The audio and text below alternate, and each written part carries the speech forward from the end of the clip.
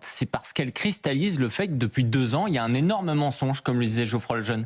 C'est-à-dire qu'on a menti, notamment au sein de l'Union européenne, sur le fait qu'effectivement la Russie pouvait tout à fait perdre et que l'Ukraine, finalement, c'était une guerre entre l'Ukraine et la Russie. Non, c'était une guerre par proxy entre les États-Unis et la Russie. Il s'avère que le nouveau leader aujourd'hui américain, il veut mettre fin à cette guerre en Ukraine. Moi, je veux vous dire, Gauthier, j'étais le 27 février 2022, c'est-à-dire 3 jours après le début de l'invasion russe en Ukraine, sur le terrain en Ukraine. Le 2 mars, j'étais à Mariupol, côté russe. J'y ai passé près de 4 mois. Qu'est-ce qu'on voyait sur le terrain? On voyait des jeunes Russes, des étudiants de 20 ans qui avaient choisi de s'engager. Contrairement à ce qu'on nous entendait, on disait que c'était le méchant Vladimir Poutine qui forçait sa population à aller se battre, que c'était finalement une armée russe qui était complètement démotivée, que cette armée, elle allait s'effondrer. Et quand on essayait d'expliquer, non, c'est absolument pas ça. Ils considèrent aujourd'hui que c'est leur devoir de le faire, qu'ils sont prêts à mourir pour ça, qu'ils ont bien plus de personnes derrière, bien plus de Russes pour aller sur le combat. Et c'est ça qui va poser un vrai souci par rapport aux Ukrainiens, qui ont évidemment moins d'hommes que les Russes.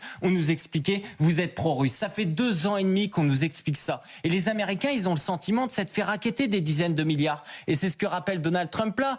Pourquoi il s'énerve, Donald Trump? Parce que en échange d'un soutien américain, il demande l'accès aux terres rares. Une OPA hostile dégueulasse. Oui, mais en attendant, aujourd'hui, l'Ukraine, oui, mais c'est ce qu'il lui dit. Il lui dit, si vous pensez qu'en fait vous avez les cartes en main, on arrête de vous soutenir et on va voir ce qui se passe. Si aujourd'hui les Américains arrêtent de soutenir les Ukrainiens, ça dure 3 jours. Et je vais vous dire, en avril 2022, il aurait pu y avoir un accord de paix entre justement la Russie et l'Ukraine. Et pourquoi il a capoté? Parce que Boris Johnson, justement, poussé par le gouvernement de Joe Biden, est venu faire capoter cet accord. Et qu'est-ce qui se passe aujourd'hui? Trump, il ressort cet accord qui à l'époque était négocié notamment par Erdogan. Mais il y a une différence, c'est que les Ukrainiens sont bien plus perdants, pas juste parce qu'ils ont perdu des dizaines de milliers de morts en plus, pas juste parce que ça a coûté des dizaines de milliards en plus, mais parce que les Russes depuis, ils ont progressé sur le terrain.